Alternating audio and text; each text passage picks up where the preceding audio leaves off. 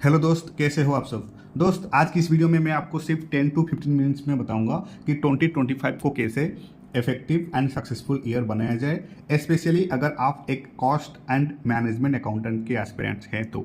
Right, कोई ड्रामेबाज नहीं, मैं आपको practical and result oriented points ही बताऊंगा जो कि आपके लिए बहुत इंपॉर्टेंट होगा। Right, so first and most important, आपको क्या करना है, सिलेबस को थॉरोली समझना है। ये सबसे इंपॉर्टेंट है। राइट, पहले अपनी सिलेबस को अच्छे से समझिए, हर चैप्टर के वेटेज और एग्जाम में उसका इंपॉर्टेंस को आइडेंटिफाई करना बहुत इंपॉर्टेंट है, ताकि आप अपना फोकस जो है उस हिसाब से एडजस्ट कर सके। ये सबसे इंपॉर्टेंट है। देन सेकेंड क्या करना है, रियलिस्टिक स्टडी प्लान सेट करना है। एक रियलिस्टिक स्टडी प्लान बनाओ और उसे फॉलो करो। एक प्रैक्टिकल और daily achievable study plan design करें जो आपकी स्ट्रेंथ और वीकनेस के हिसाब से ही हो, और जो भी प्लान बनाइए उसे डिसिप्लिन के साथ फॉलो करना बहुत इंपॉर्टेंट है। राइट, ऐसा रियलिस्टिक प्लान सेट करना है जो कि अचीवेबल हो सके। ऐसा नहीं है कि रात को सोने से पहले एक ऐसा मतलब स्टडी रूटीन मैंने सेट कर दिया जो कि अचीवेबल नहीं हो सके। राइट, तो ऐसा नहीं है। एक रियलिस्टिक स्टडी प्लान बनाओ और उसे फॉलो करो। देन थर्ड आता है focus on conceptual clarity. Conceptual clarity पर ज़्यादा फोकस करो। क्यों? क्योंकि सिर्फ रट्टा मारने की जगह कॉन्सेप्ट्स को समझने की आदत डालिए। सीएमए एग्जाम्स जो है, सीएमए एग्जाम्स में एप्लीकेशन बेस्ड क्वेश्चन हमेशा आते हैं, तो इसलिए क्लैरिटी होना सक्सेस का की है। राइट, तो ये सबसे इंपॉर्टेंट है, आपका कॉन्सेप्चुअल क्लैरिटी होना चाहिए।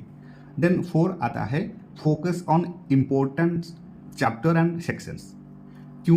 क्योंकि हर सब्जेक्ट में कुछ चैप्टर्स ज़्यादा स्कोरिंग होते हैं एंड कुछ लो स्कोरिंग होते हैं, तो पहले उन्हें अच्छे से प्रिपेयर करें जो हाई स्कोरिंग है, और फिर बाकी सिलेबस पर काम करें।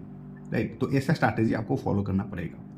देन फिफ्थ में सबसे इंपॉर्टेंट बात आता है पास्ट ईयर का क्वेश्चन पेपर। क्या करना है पास्ट ईयर के क्वेश्चन पेपर के साथ? Past year question paper solve करना शुरू कर दो। प्रीवियस ईयर के पेपर सॉल्व करके आपको एग्जाम के पैटर्न और फ्रीक्वेंटली आस्क्ड क्वेश्चंस का आइडिया मिलेगा।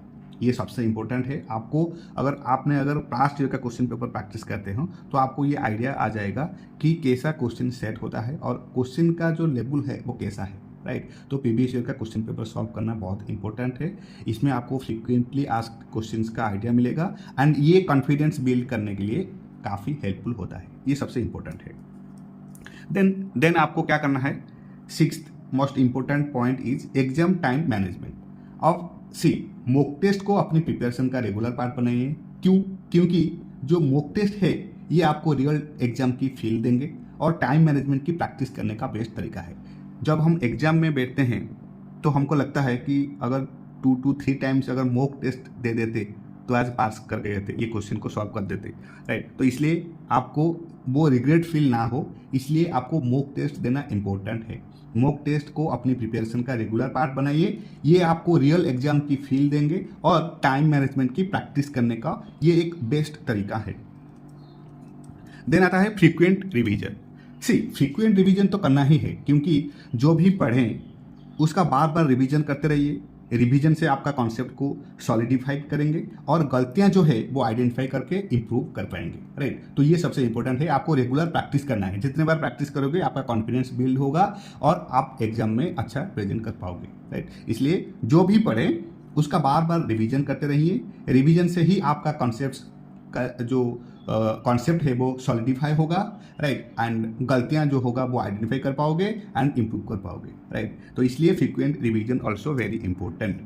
देन आता है keep yourself updated with ICAI study materials. Means ICAI की स्टडी मटेरियल और रेगुलर अपडेट्स को इग्नोर मत करें, क्योंकि हमेशा क्वेश्चन हमारा जो इंस्टीट्यूट के मैथ है वो इंस्टीट्यूट मैथ से ही आता है। तो लेटेस्ट अमेंडमेंट्स और एडिशंस को अपनी प्रिपरेशन में जरूर इंक्लूड करें, और अगर कुछ अमेंडमेंट हुआ है तो वो ऐड करना है।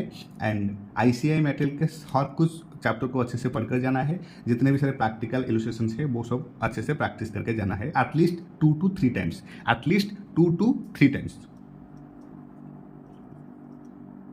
राइट, तो ये सब करना है आपको। देन आता है लाइफ रिलेटेड। आपको लाइफ रिलेटेड क्या क्या करना है? सबसे इंपॉर्टेंट है आपको फिजिकल एंड मेंटल हेल्थ को बैलेंस रखना है। मीन्स फिजिकल और मेंटल हेल्थ का ख्याल रखो। अच्छी हेल्थ के बिना इफेक्टिव स्टडी नहीं हो सकता है, नॉट पॉसिबल। तो अच्छी हेल्थ बनाइए, रेगुलर एक्सरसाइज करें और अपनी डाइट बैलेंस रखें। वो इसलिए हेल्दी बॉडी में ही हेल्दी माइंड रहता है, राइट। तो हेल्दी बॉडी होगा तो हेल्दी माइंड आएगा। इसलिए अच्छी हेल्थ के बिना इफेक्टिव स्टडी नहीं हो सकता। आपको एक रेगुलर प्रैक्टिस सेट करना है, जैसे भी हो आपको रेगुलर एक्सरसाइज करना है एंड अपनी डाइट के ऊपर फोकस करना है। हेल्दी बॉडी होगा तो फिर हेल्दी माइंड होगा, राइट। इसलिए physical and mental health is very important. Then आता है बैलेंस्ड डेली रूटीन। आपको डेली रूटीन सेट करना है, आपको जैसे भी हो डेली रूटीन सेट करना है। नो मैटर हाउ स्मॉल, कितना भी आप छोटा चैप्टर उठा के पढ़े हो कोई फर्क नहीं पड़ता है, बट आपको डेली रूटीन सेट करना है। एक वेल बैलेंस्ड डेली शेड्यूल बनाइए जिसमें स्टडी के साथ रिलैक्सेशन और हॉबीज का भी टाइम हो, जिसमें स्टडी के साथ हॉबीज का भी टाइम हो, राइट। तो इससे आपका जो बर्न आउट है वो बर्न आउट होने का रिस्क कम हो जाता है, राइट। इससे आपका जो बर्न आउट होने का रिस्क है वो कम हो जाता है। तो ऑलवेज रिमेंबर, एक वेल बैलेंस्ड डेली शेड्यूल ही आपको सक्सेस की तरफ लेकर जाएगा। तो इसलिए आपको एक well balanced daily schedule prepare करना है। देन आता है stress management. Stress management, right. तो स्ट्रेस मैनेजमेंट का टेक्निक को आपको अडॉप्ट करना है, क्योंकि हम एग्जाम के टाइम इतने ज़्यादा स्ट्रेस के अंदर चले जाते हैं कि मतलब जो क्वेश्चन हमको आना चाहिए वो नहीं आता है एग्जाम में। मतलब इजी क्वेश्चन है लेकिन वो क्वेश्चन को भी हम अटेम्प्ट करके नहीं आ पा रहे हैं। तो ये इसका वजह है स्ट्रेस, ओवर स्ट्रेस, राइट। तो स्ट्रेस एक्चुअली नेचुरल है, स्ट्रेस होना चाहिए, लेकिन उसे हैंडल करना सबसे इंपॉर्टेंट है। स्ट्रेस तो है, स्ट्रेस तो रहेगा, वो एग्जाम का टाइम है, ये तो नेचुरली स्ट्रेस आएगा ही आएगा, कंट्रोल नहीं कर पाएंगे, लेकिन उसे हैंडल करना सबसे इंपॉर्टेंट है। एंड वो स्ट्रेस को हैंडल करने के लिए आपको मेडिटेशन करना है। मेडिटेशन आपको पहले मेडिटेशन इनइफेक्टिव लगेगा, राइट। तो उसके बाद अगर आप प्रैक्टिस करोगे तो ये आपके लिए बहुत इफेक्टिव होगा। डीप ब्रीथिंग करना है या फिर हॉबीज़ के जरिए अपनी स्ट्रेस को भी मैनेज करना सीखें, राइट। तो आपको स्ट्रेस मैनेजमेंट के ऊपर फोकस करना है। देन आता है अवॉइड डिस्ट्रैक्शंस। अवॉइड डिस्ट्रैक्शंस, सी आज के ज़माने में जो सोशल मीडिया है वो सबसे डेंजरस है। सोशल मीडिया और अननेसेसरी डिस्ट्रैक्शन से दूर रहना सीखिए, स्पेशली हम सीएमए प्रोफेशनल्स के लिए। वो इसलिए ये आपके स्टडी आवर्स को इम्पैक्ट करते हैं। फोकस्ड स्टडी एनवायरनमेंट क्रिएट करें जो आपके लिए अचीवेबल हो सके, क्योंकि आज के ज़माने में जो व्हाट्सअप आ गया है एंड इंस्टाग्राम आ गया है, ये सब आपका टाइम बहुत कंज्यूम करता है, राइट। तो आपको पता नहीं चलता है कि कब टाइम चला गया है। तो इसलिए सोशल मीडिया और जो अननेसेसरी डिस्ट्रैक्शंस है वो सब को दूर रखें। ये सब आपके स्टडी आवर्स को इम्पैक्ट करते हैं। तो आपको हमेशा फोकस्ड रहना है आपका स्टडी एनवायरनमेंट के साथ फोकस रहना है हमेशा, राइट। देन डेवलप करना है soft skills and presentation skills. क्योंकि दोस्तों आज के ज़माने में आर्टिफिशियल इंटेलिजेंस आ गया है, राइट। तो आपको अकॉर्डिंगली अगर सेट नहीं करोगे तो फंस जाओगे यार, सिंपल बात है। क्योंकि सिर्फ आपको टेक्निकल नॉलेज ही नहीं बल्कि कम्युनिकेशन, राइट, आपका कम्युनिकेशन इफेक्टिव होना चाहिए। प्रेजेंटेशन स्किल्स भी सीएमए प्रोफेशनल्स के लिए काफ़ी इंपॉर्टेंट है। प्रेजेंटेशन स्किल्स के ऊपर फोकस करें एंड इन पर काम करना शुरू कर दें अभी से, राइट। तो presentation skills and communication skills is very important. आपको इंग्लिश लैंग्वेज के ऊपर भी फोकस करना है, राइट। आप वो इसलिए आप सीएमए क्वालिफाई करने के बाद जब आपका मतलब जॉब होगा कोई मल्टीनेशनल कंपनी में, तो वहाँ पर आपको कम्युनिकेशन स्किल की रिक्वायरमेंट होगा, राइट। तो इसलिए आपका कम्युनिकेशन स्किल्स जो है वो इम्पोर्टेंस देना है, इंग्लिश सीखना शुरू कर देना चाहिए एंड साथ साथ जो प्रेजेंटेशन स्किल्स है वो प्रेजेंटेशन स्किल्स के ऊपर भी काम करना शुरू कर देना चाहिए। Then last and most important, आपका पॉजिटिव माइंडसेट ही आपको एग्जाम में पास कराएगा, राइट। तो हमेशा पॉजिटिव माइंडसेट रखो, पॉजिटिव माइंडसेट मेंटेन करो और अपनी गोल्स पर फोकस रखो। हमेशा एक पॉजिटिव एटीट्यूड के साथ आगे बढ़ो।